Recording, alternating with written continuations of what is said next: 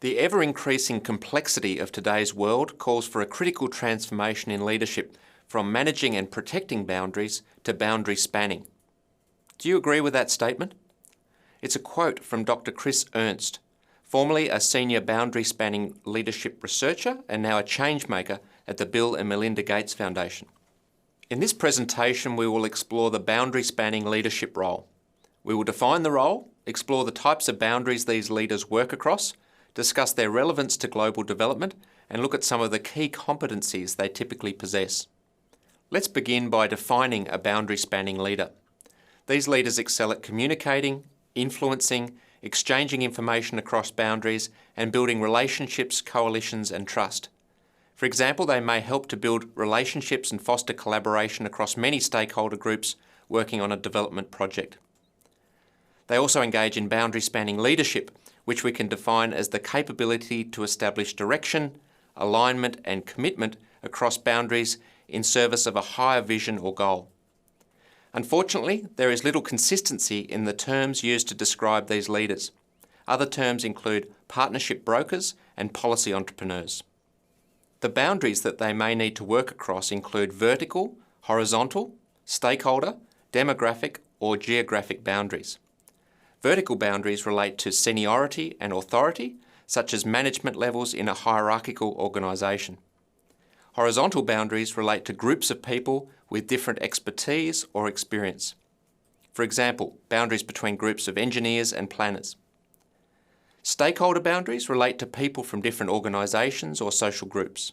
For example, boundaries between the public and private sectors, or boundaries between insiders, the local stakeholders, and outsiders, the visiting stakeholders. Demographic boundaries relate to aspects of human diversity such as gender, age, religion, or language.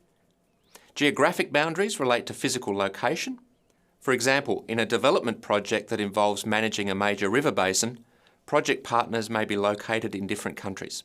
Boundary spanning leaders feature strongly in successful case studies of global development.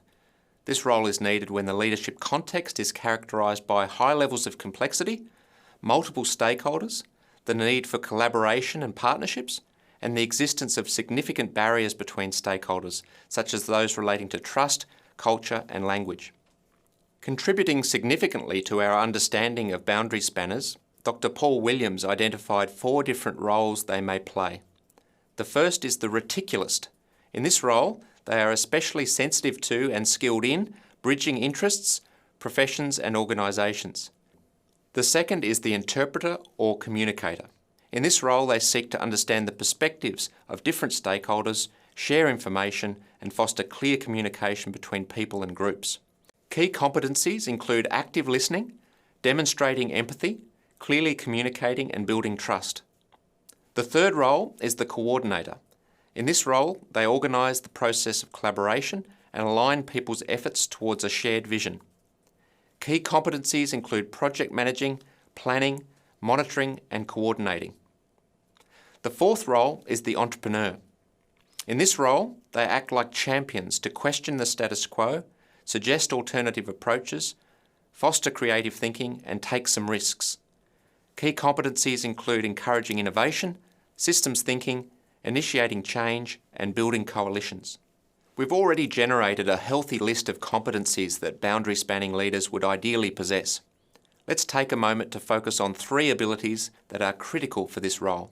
First, they need a broad range of interpersonal skills, such as the ability to actively listen, demonstrate empathy, manage conflict, negotiate, and facilitate.